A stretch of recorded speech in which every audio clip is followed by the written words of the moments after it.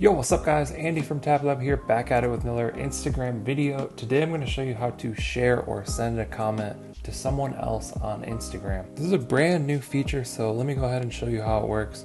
First of all, we just want to go to a comment. So I'm going to go to my profile here. Then I'm going to tap on a post. We can open up the comments section. Then here we have a bunch of comments. So under these comments, you'll now see a send button or a send text there. So I'm going to go ahead and tap that. Then it's going to give us a list of people that we can send this to. I'm just going to send it to my other account. Tap send.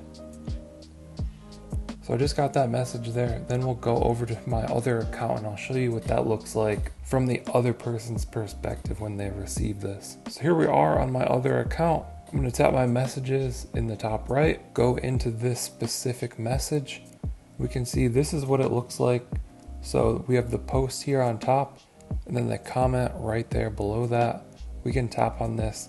It's going to take us directly to this post and to this comment that was highlighted there for a second. So there you have it. There's how to share a comment on Instagram and how it looks when it's sent to the other person.